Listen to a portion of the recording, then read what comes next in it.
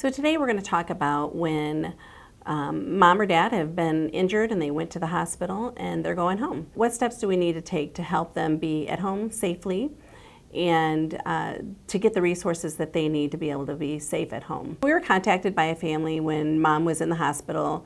They're not concerned about her cognitive awareness or her safety and well-being as far as her ability to be at home, but they do want to make sure she has some stopgaps in place in order to help her maintain her safety in being at home safe. Some steps that we were able to implement and help the family with is connecting them to some senior living options as it relates to home care solutions to help mom with some basic things in the home in order to be able to navigate around the home safely and get the resources that she needs. Mom had she's not going to call it a fall, but it was a fall. She slipped out of bed and injured her wrist. Mom wasn't able to do some of her activities of daily living safely in order to be at home. The family reached out after mom's hospitalization because they realized they would like some additional help to understand what services mom really needed. Was her home safe to be at home? Was everything set up correctly? Did she have throw rugs on the floor? They were just trying to be ahead of the curve and think about basic things that maybe they haven't thought about because they haven't been in this situation before. And that's where working with Live Well Seniors can help families navigate what is it that they need to be looking for. What is it that mom really needs to think about in order to be safe at home. So some things that the family was concerned about was, how is mom going to get into the house safely? There are a few stairs to navigate to get into the home. Would there be some way to maybe put an apparatus in to be able to help her get up the stairs properly? So some other things that you might be looking for is the safety in the bathroom. Are there proper grab bars throughout the bathroom, in the shower, around the toilet? So towel bars don't count as a grab bar. So we need to make sure that we're utilizing the proper tools and apparatus in order to have your loved one safe. Another thing to think about in the bathroom is the rug system that you might be using, making sure that they have the proper grip on the bottom so they don't slip out from under your loved one as well. And then of course, just different things in the kitchen and in the living room. Another item that people often overlook is the coffee table. Is that allowing your loved one to navigate around freely if they have a cane or a walker that they need to use to help them walk? Is that coffee table in the way? And again, prohibiting them from getting around in their living space in a safe and effective manner. So you want to consider too the stairs to get into the bedroom, the bathroom, or the laundry. Is there proper handrails in order for them to go up the stairs and navigate safely? Do they need a cane or something to assist them in order to go up and down those stairs? Or do we move their bedroom onto the main floor?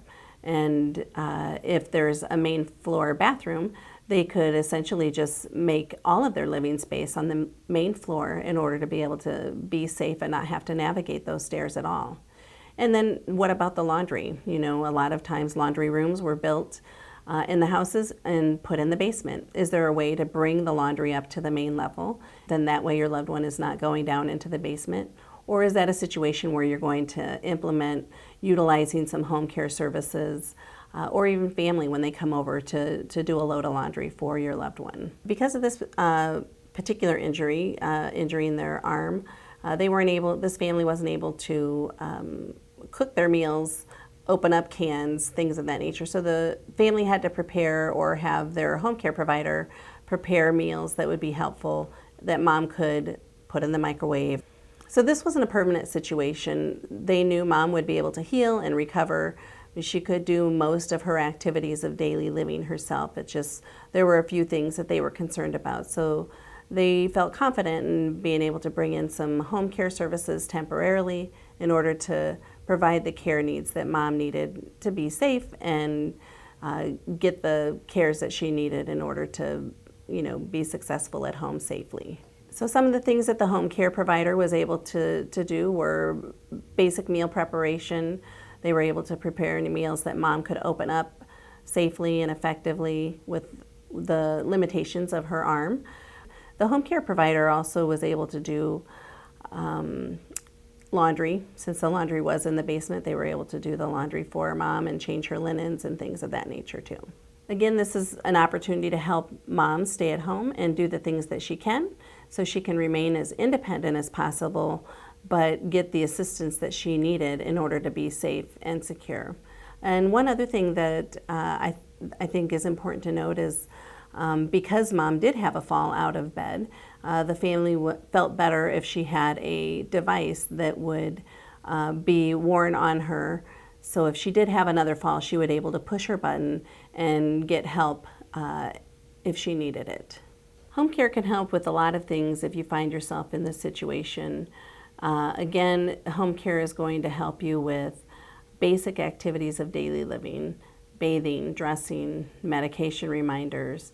They also can do some errands for you, picking up groceries or picking up pharmacy things, taking you to haircut appointments or other appointments. But then also they can provide companionship. So if you really need some additional services, they're there to help you with that as well. So when you're interviewing with a home care service and you're helping them understand the cares that you need, they're going to do an evaluation on mom and what her abilities are, or dad, and they can make a recommendation on how many hours are going to be necessary in order to provide the cares that you're desiring. So if mom's able to get up and get dressed on her own in the morning and just really needs some light duty help, then they can make that determination when they do the assessment, the care needs assessment. So a care needs assessment has to be done when you're doing a home care evaluation.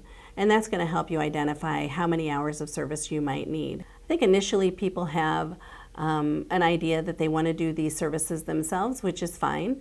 If they have the time and the ability and the capacity to do it, I think it's great that families come together and work together on what care needs are necessary for their loved one to be home safe and secure. But that's not always the case for people. Sometimes they have to outsource these services because maybe they don't live in town, or they don't live close, or maybe their job is too demanding and they can't take time off of work.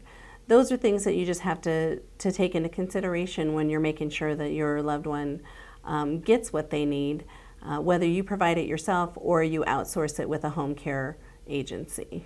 This is certainly an area where caregiver burnout can happen quite quickly because of the amount of stress that it does put on a caregiver when they're having to add additional responsibilities to their plate on top of what they have to take care of on their own or at home. So it's important to be mindful of that, and it is okay to say no if you're not able to provide those services for your loved ones. That's why these home care agencies are in place, so people can get access to those services when they need it. So if you find yourself in this situation where you need additional services or some insight into hiring some home care services, you can reach out to LiveWell Seniors at livewellseniors.com. That's LIVWELL seniors.com. And we also are available evenings and weekends. You can reach us at 563-265-1577. LiveWell Seniors has a trusted caring network of providers that we can connect you to should you need some caregiving considerations or caregiving resources. LiveWell Seniors services are free to families because we're reimbursed by the partners that we work with, and we are connecting you to senior living options when you need them most.